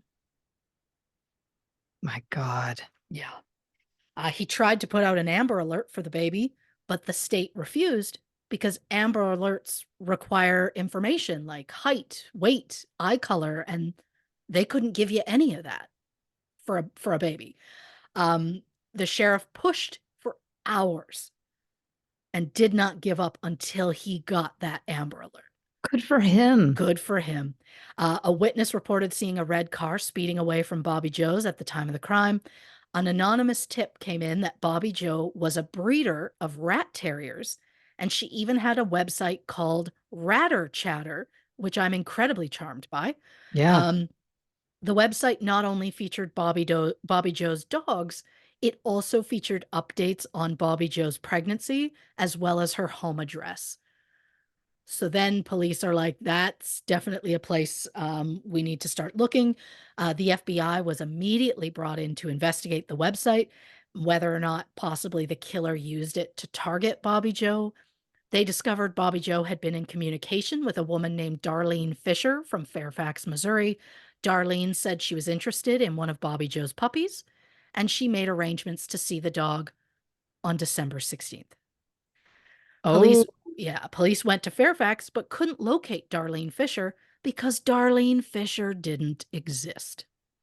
When they checked the IP address that Darlene's messages were sent from, they discovered they came from a home in Malvern, Kansas, about 176 miles south of Skidmore. The police then received an anonymous tip about their Amber Alert from someone who claimed to see a woman in Malvern carrying around a newborn baby. Police went to the address in Malvern, and it was the home of 36-year-old Lisa Montgomery. When they arrived, they found a red car in the driveway, and inside the house, Lisa was sitting calmly on the couch, holding Bobby Joe's baby. She immediately handed the baby over to the police officers. The baby, who was named Victoria Joe, Bobby Joe had named her months prior. The baby weighed 5 pounds, 11 ounces and was in perfect health. Which, damn, she's so lucky. And by I mean Lisa is very lucky that that baby was healthy. yeah. DNA testing did confirm the baby's identity, and she was returned to her father. It turns out Lisa, who was also a breeder of rat terriers, met Bobby Joe at a few dog shows. At the time, Lisa had claimed she was pregnant. Well, her husband thought she was pregnant. It was impossible because she had a tubal ligation 14 years earlier, but her husband did not know that. Um, and since a lot of people in her life who knew her prior to her being with her current husband, um, a lot of them assumed that her pregnancy was a lie. Even Lisa's ex-husband, he planned to use this lie to try and gain full custody of the children that him and Lisa had together. So Lisa panicked, knew she needed to get a baby from somewhere. Um, she planned the full kidnapping clearly in advance. Investigators determined Lisa visited a website which gave step-by-step instructions on performing a C-section. She also did a test run by driving to Bobby Joe's house and back the day of the murder to time herself, or the day before the murder, sorry. Lisa's current husband, Kevin, who again knew nothing about her tubal ligation, truly believed that his wife was pregnant. So when Lisa called him on the afternoon of December 16th to say she went to Topeka to do some shopping and went into labor and she needs him to come pick her up. So Kevin was quick to drive to town and pick Lisa and their baby up. He didn't think anything was amiss, even though Lisa had him pick her up from the parking lot of a Long John Silver's. Yeah. He didn't think anything of it. He thought, That's yeah, I don't know anymore. I don't know. wild to me. The following day, the couple went around town showing off the baby to the neighbors, claiming that she was their daughter, Abigail. Lisa admitted that she contacted Bobby Joe using a false name under the guise of adopting a puppy. The women planned for Lisa to arrive on December 16th. And once Lisa got inside the house, she strangled Bobby Joe. And once Bobby Joe was unconscious, Lisa used a knife from the kitchen to cut the baby out of Bobby Joe's womb. Jesus L- Christ. Lisa then clamped the umbilical cord, cleaned the baby off with baby wipes, wrapped her in a blanket, and just left Bobby Joe for dead. Lisa Montgomery was arrested and charged with kidnapping, resulting in death. Lisa pleaded not guilty to the charges, and her lawyers initially tried to push the narrative that Lisa's brother Tommy was the real killer. However, once it was determined that Tommy had a solid alibi, Lisa's lawyers changed their defense to an insanity plea. I bet they Uh, did. and while it was clear that Lisa suffered from mental health issues, since the lawyers originally accused Lisa's brother, it turned her family against the lawyers, so they refused to testify on Lisa's behalf. So Lisa was found guilty and sentenced to death. And it wasn't until her sentencing that Lisa's lawyers learned just how deep Lisa's mental health struggles were. Because it turns out when Lisa was a child, she was repeatedly raped by her stepfather and his friends. When Lisa told her mother about it, her mother pulled a gun on her and said, "Never speak of your stepfather that way." Oh, God. Lisa was also physically abused as a child, numerous beatings, and things like, having duct tape put over her mouth so that people wouldn't hear her cry. The abuse was so bad that doctors now believe she was left with some sort of traumatic brain injury. It's also believed she was born with some sort of brain damage because her mother consumed a lot of alcohol throughout her pregnancy. Wow. Then, when Lisa became a teenager, her mother forced her into prostitution to help pay the bills. Oh my God. To escape the house, Lisa married her stepbrother, Carl, Oh, in 1986 when she was 18. Unfortunately, Lisa went from one physically and sexually abusive home to another. Between 1987 and 1990, Lisa and Carl had 4 children. After the birth of their last child in 1990, Lisa's mother and Carl made the decision that Lisa was going to get a tubal ligation. Not sure why Lisa didn't get a say in that, but that caused a lot of emotional trauma for Lisa, who believed having children was the only thing she was good for. Carl and Lisa divorced, remarried, and divorced again for good in 1998. The following year, Lisa met Kevin Montgomery, and they were married a year later. Throughout their relationship, Lisa faked several pregnancies because, again, Kevin did not know she had her tubes tied. And to be clear, it was not she thought she was pregnant. It was she knew she wasn't, which is a whole other thing. right.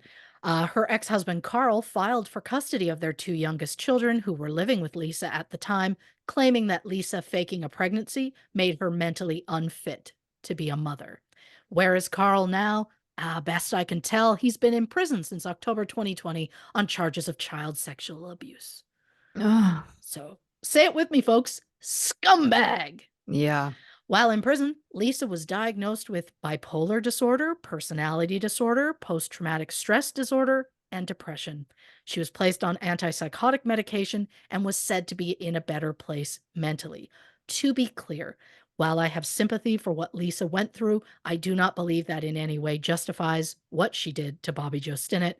I can understand why Lisa's lawyers tried to use her abusive history to try and get Lisa's death sentence converted to a life sentence instead. They tried multiple times, but they were unsuccessful. Lisa Montgomery was executed by lethal injection in January 2021. She was 52 years old and the first federal female inmate to be executed since 1953.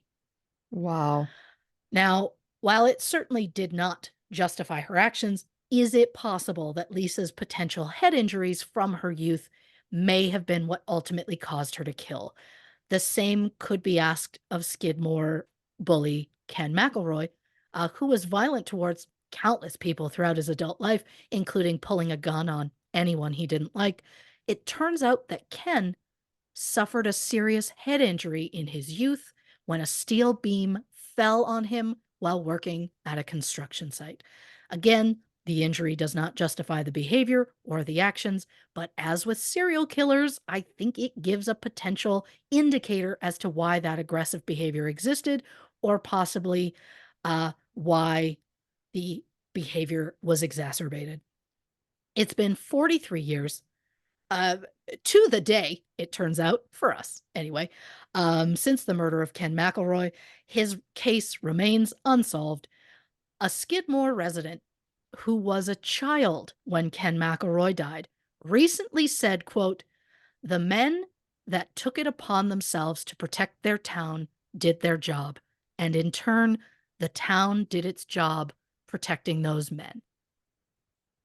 So, following that logic, if murdering Ken was a way to protect the town, why did the town not protect Wendy Gillenwater from the abuse that they said they knew she suffered for 5 years? Why did no one stop Greg Dragoo from beating Wendy outside her own home or tying her to a car and dragging her up and down the street? Why did no one protect Branson Perry? There are so many rumors swirling in that town about who may have been involved in his disappearance and who possibly killed him and what they might have done with his body. And why would, if you have all these thoughts or rumors, why are you not coming forward to the police and giving them leads? One town resident said Skidmore was not a bad town. There were just a few people who made it look that way.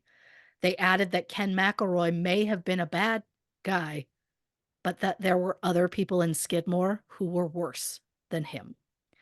After Ken's death, businesses started closing and the town eventually dried up. Their plan to kill the town bully ultimately ended up killing the town. So, to the people who spent decades protecting Ken's murderers, I ask, was it worth it? Ending this episode in the most dramatic way possible, I'm Christy Oxborrow. I want you to know when you were talking about Lisa Montgomery there Yeah. and everything that happened to her as a child and a Mhm. teen, I just wrote in all caps,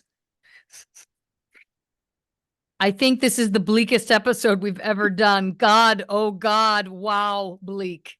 Yeah. Again, because I feel the need to not only apologize. No. I feel, which I do. I will outright, and I know saying I apologize isn't full apology. I'm sorry for the subject matter. Again, in my defense, it came as a real shock to me too.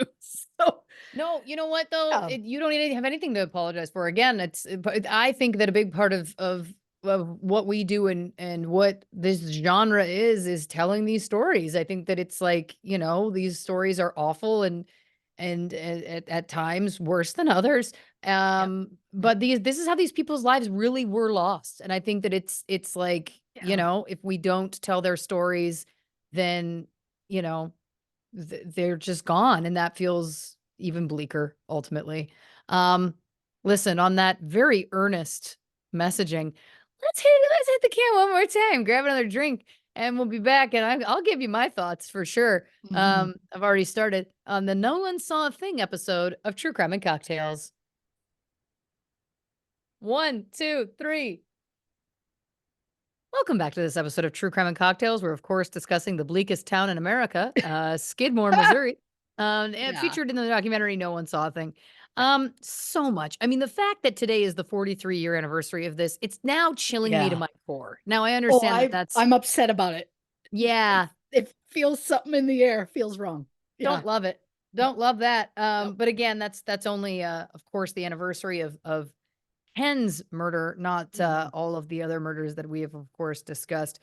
You mhm. know, again, I think the big thing for me regarding his case is, yeah, we can't support vigilante justice. It's again, it's such a slippery slope. Of course, nothing justifies taking a life. Um, again, I was just curious what he would have had to do that was quote so bad, and I get it now.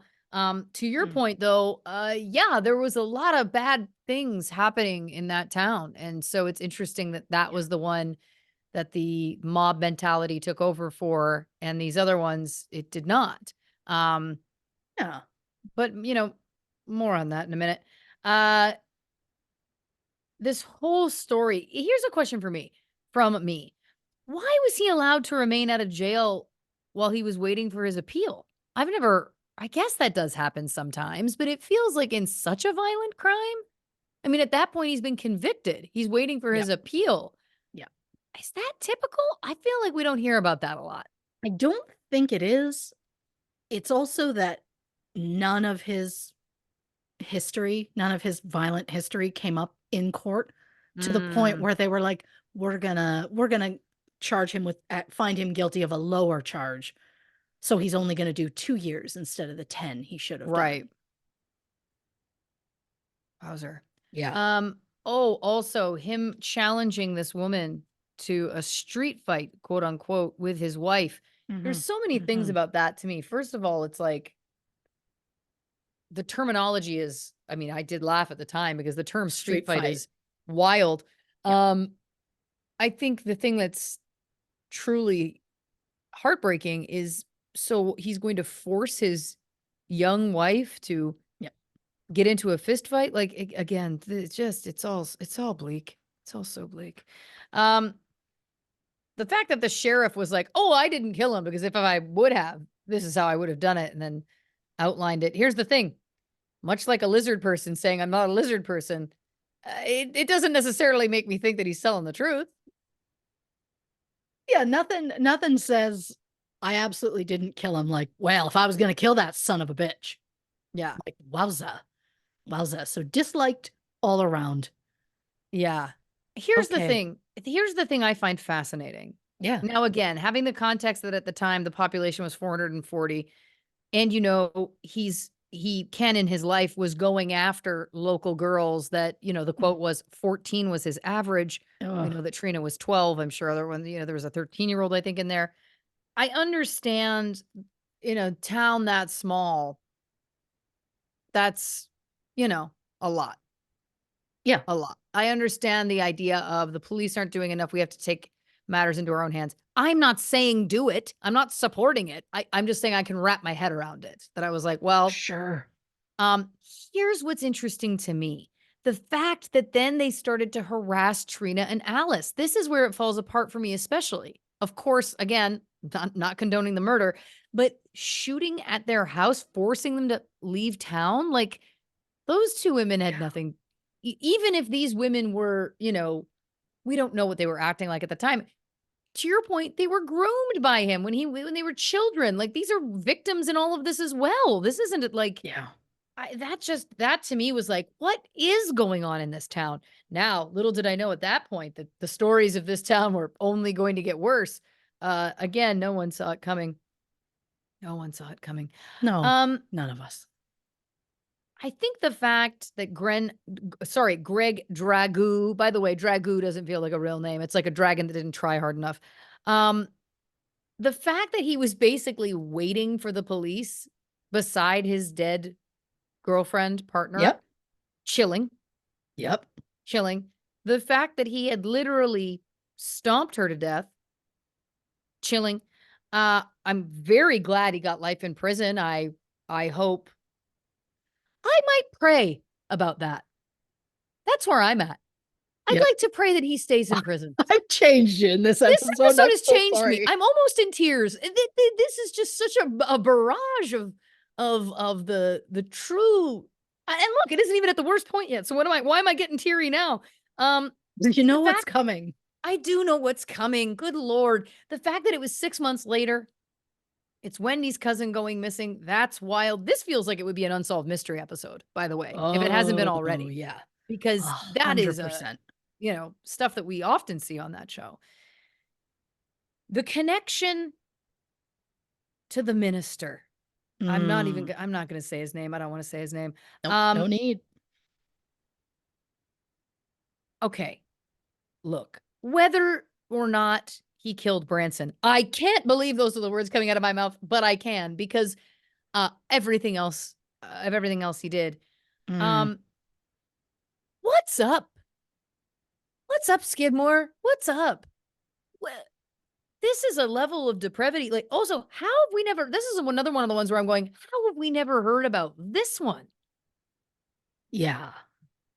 Yeah, that's bad. I mean, It feels like in Skidmore's defense, assuming if that person did it, he would have had to come to Skidmore to get him because he lived further away. I gotcha. Okay, But that's good to know. still, still. I just think the details of this, Hmm. the details of what his thing was, I'm not gonna repeat it, but the details of what his thing was, which we all know, Mhm. um, is so specific and so Dahmer that it's in some Oh, ways that I'm surprised that this is not a more well-known kind of situation. Now, again, we obviously also don't know how many of these situations ended in death. yeah. Perhaps it was not, perhaps none. We do know, again, as you said, that this one victim came forward, and God bless that person. Why Yeah. am I getting religious? That's what this has brought out of me. It's literally making me want to clutch a rosary. I'm not even Catholic. And I'm like, I feel like I need, I don't know, that incense thing that I just want to, like, I don't know. The Yep. yeah, I get it. Yep. The bug zapper, but it's Yep. the dust. Not a religious woman till today. Today's the day. Wow. Today's Yeah. the day. Yeah. But you know what I'm saying? Like, bless this person for coming forward, getting this man more time in prison. That's another one I want. I want that man in prison for life. I mean, he only got, from my math, 54 years. No, I'm not saying that he's going to live that and get out, but we all know how the system works, and this man can't get out. They can't let this one out. Yeah.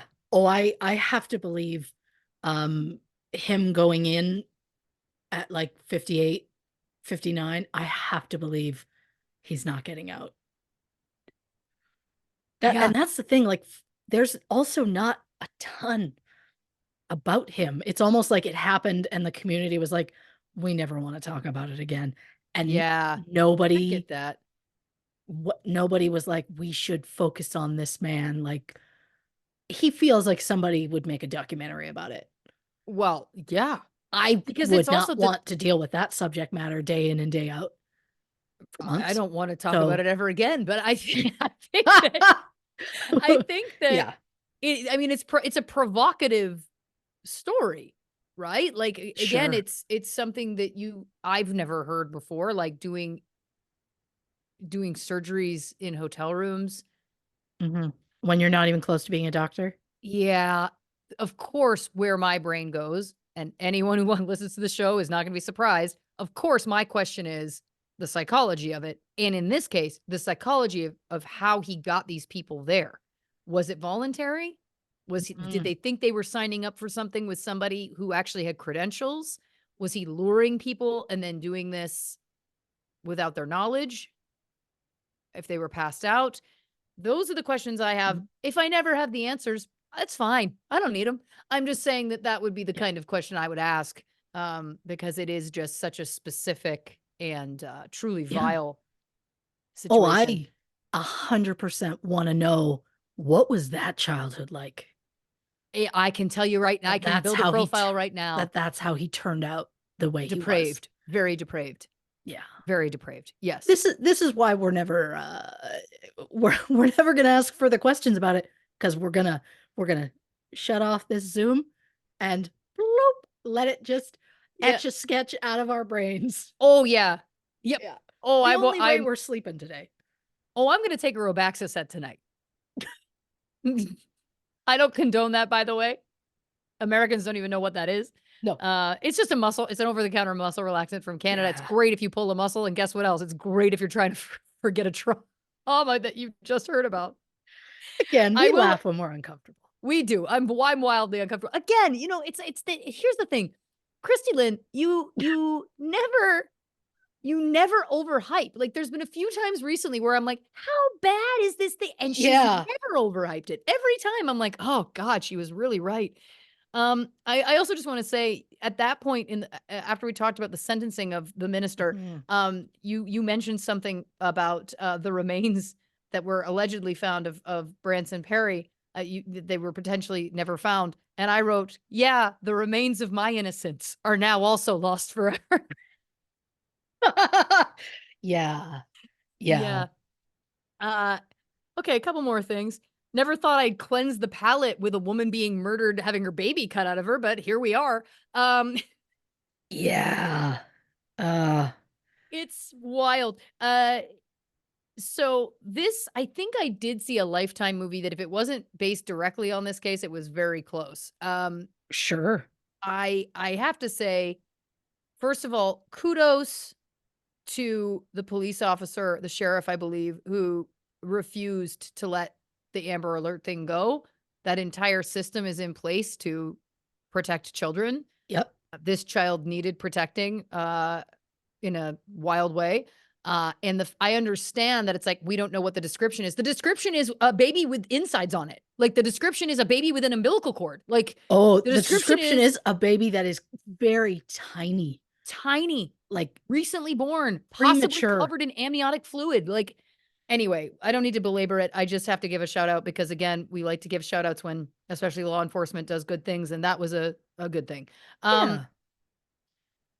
This whole thing, Mhm. well, first of all, of course, you said rat terrier, and then of course I thought about how Bean is a third rat terrier. That's neither here nor there. That's just me trying to.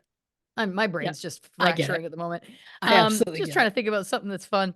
Yep. I think the details of this are so chilling because yes, it feels like it was it's always a risk if you're putting your home address on the internet, Sure. uh, just in general in life in that way. But I think what's chilling about this is that Lisa could have gotten it either way because they were they had been at the same some sort of get-togethers, right? They had been at Yep. so she could have easily called her and said, first of all, she could have just called her and still pretended to be somebody, Yep. and gotten the address that way, but she also could have called her and said, "Hey, listen, whatever, there's some like, there could have been something between them."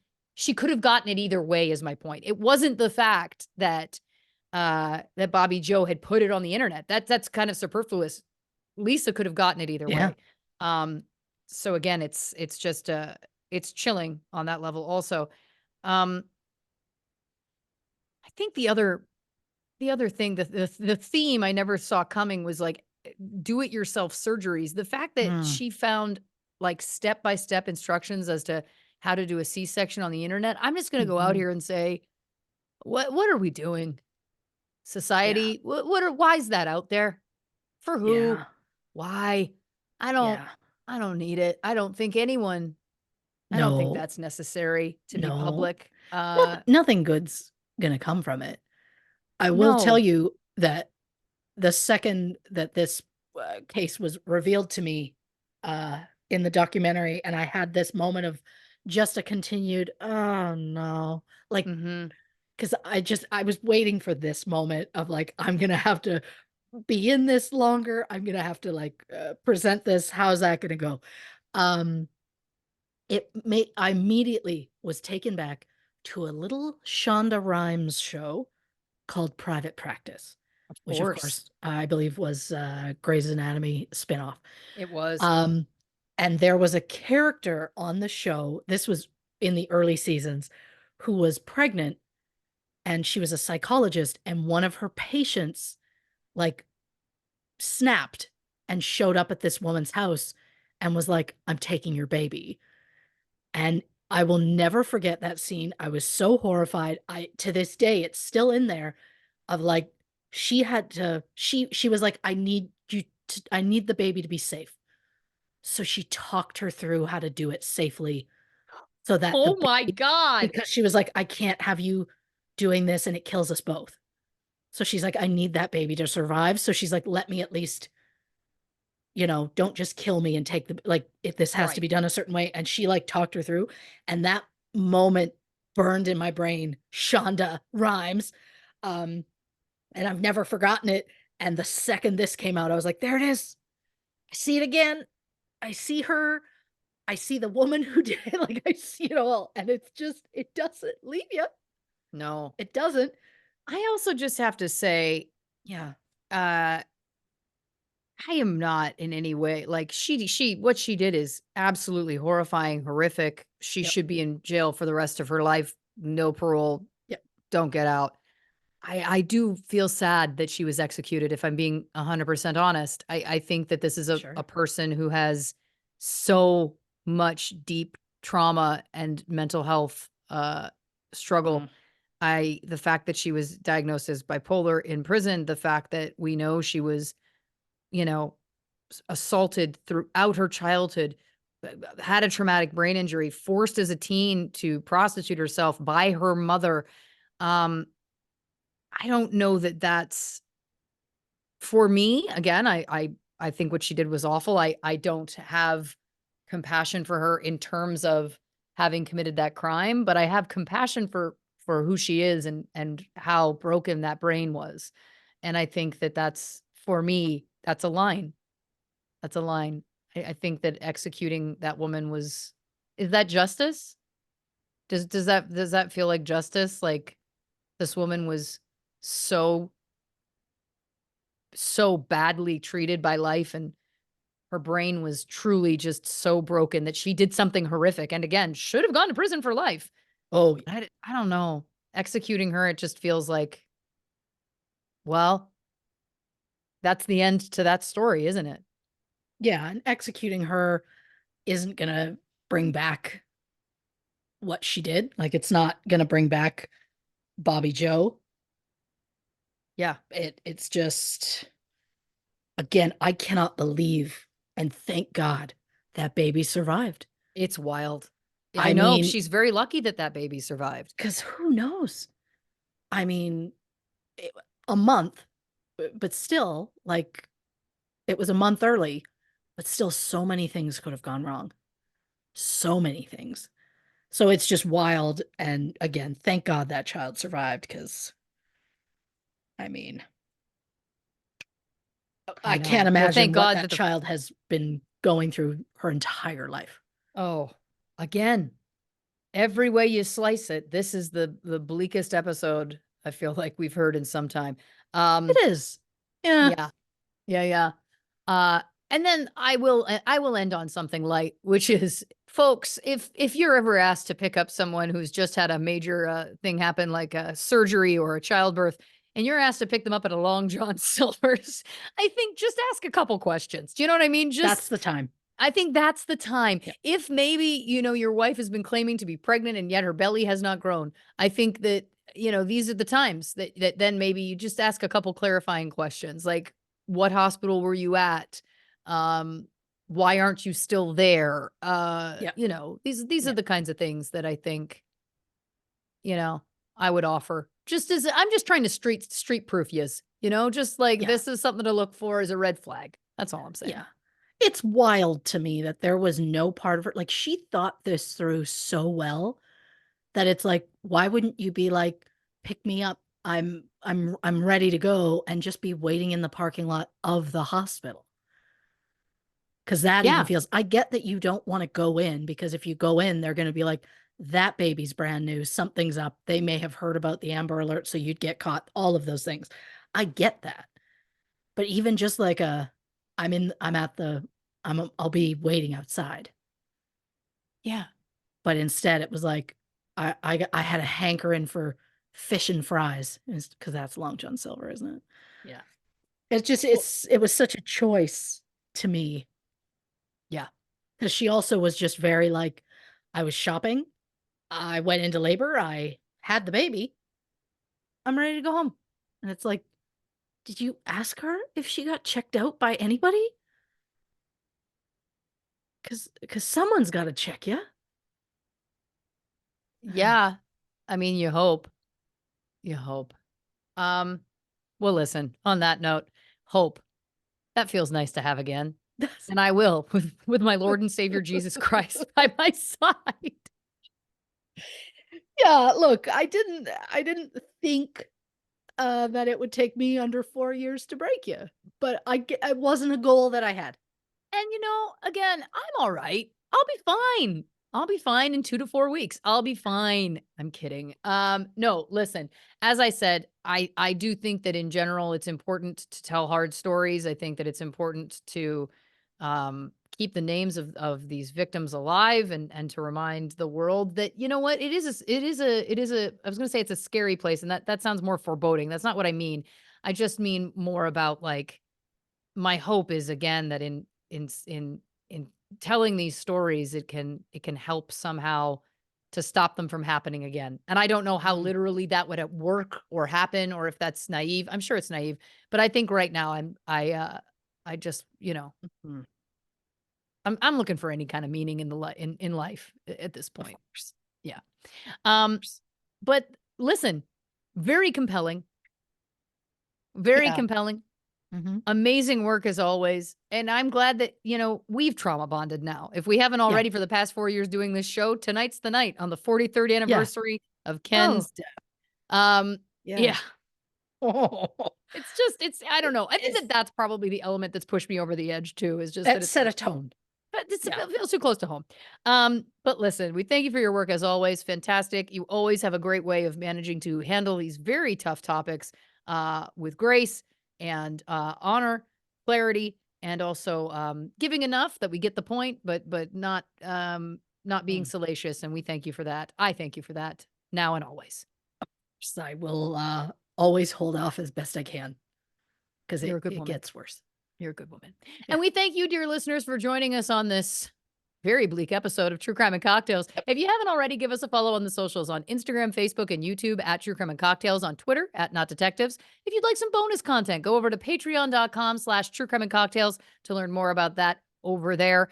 And of course, we're still in the process with the merch store. I promise it's coming back eventually. The merch store, of course, is truecrewmerch.com. And if you are a Patreon member, there is a secret password over there that gets you in right now in order to buy things in the store. Trust me, it's a nightmare. Otherwise, it'd be back up and running, and that's my word to you.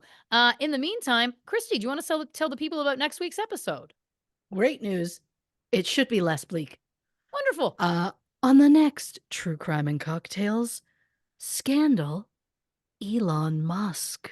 Ooh, that is May's patrons poll pick. That's right. Over on Patreon, you can vote for an episode that we cover each month here on the main feed of the show. And this one, Scandal Elon Musk. Cannot wait for that. Christy, do you want to say goodnight to the people? Good night, bare chested Jeff Goldblum. Oh, yeah. Good night, lizard people.